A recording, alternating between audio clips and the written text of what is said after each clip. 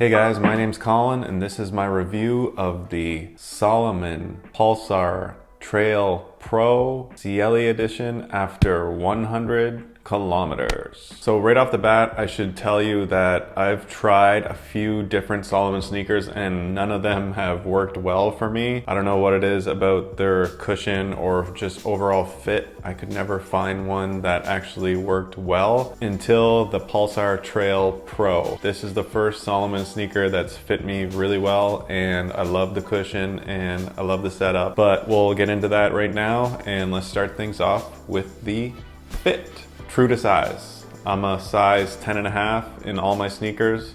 This is a size 10.5 and it fits perfect. I've ran in the Ultra Glides, the Sense Pro 4s, and the Sense Ride 3s, and I could never get a good fit. I had to send back and try a different size for each one of those shoes. They always seem to run a little bit long, but the Pulsar Trail Pro, I never had that issue. It's a size 10.5, my true size. I would definitely still consider this a narrow sneaker, just like most Salomons kind of run. I do find the forefoot a little bit more accommodating maybe than something like the Sense Pros, but generally still a very narrow shoe. Also, the security of this upper, it is like a one booty style. It does have some plasticky overlays here that might give it a little more structure, but I think overall this sneaker is made for easier trails, buffed out trails that you can run fast on. I did take these on a lot of technical terrain and some really steep downhills with a lot of rocks, and I never quite felt like I could just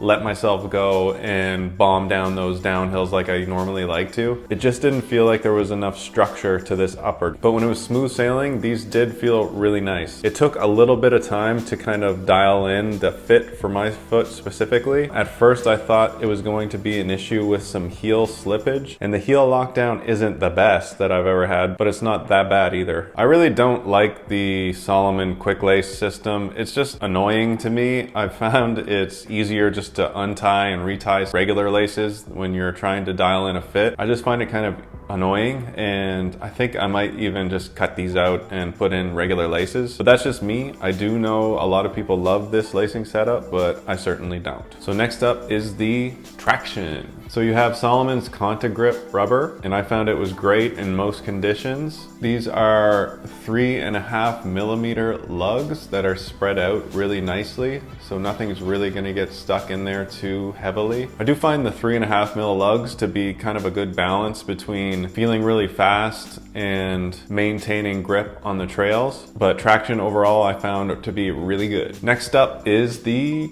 cushion. So this is the game changer for me when it comes to this Salomon shoe compared to other Salomon shoes. So this midsole is a combination of EVA and olefin foam, and it's really soft, really bouncy, especially when you first try it on, but I'm unsure if that's entirely the foam that's giving that feel or if it's that new Energy Blade TPU plate system that they have going through the midsole. So supposedly they have a TPU blade system that's kind of like 3 fingers. I'm not completely sure if it's just in my head, but I do seem to feel that 3 blade system underneath my foot. And it's not in a weird, uncomfortable way either. It actually feels really good and supportive, and you can kind of feel it in action when you're going through the trails, allowing you to use that plate in off-camber situations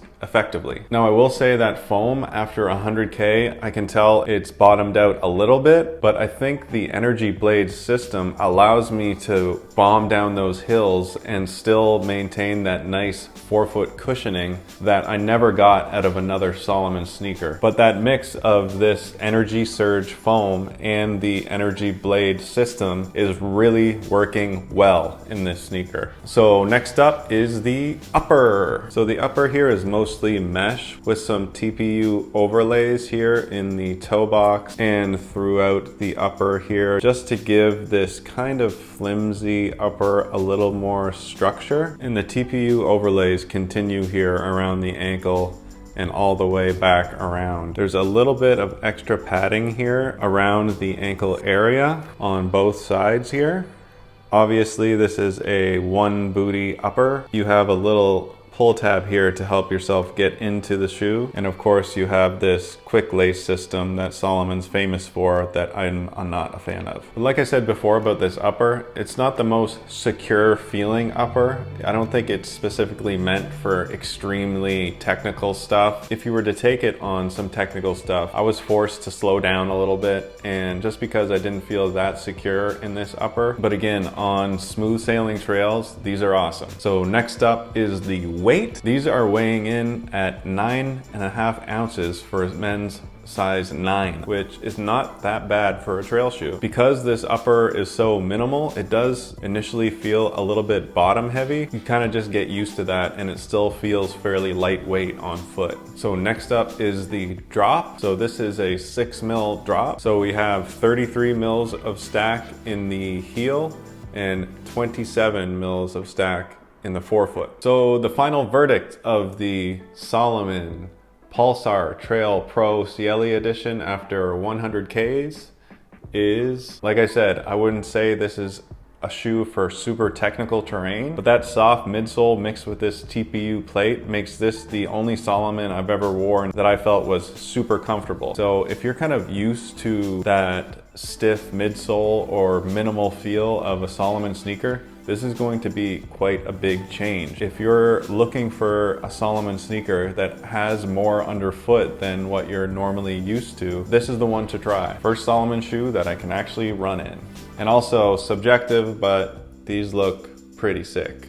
Kind of crazy, but also so cool. That's about it, guys. That's my review of the Salomon Pulsar Trail Pro after 100Ks. Thanks for watching, and I'll see you guys on the next one.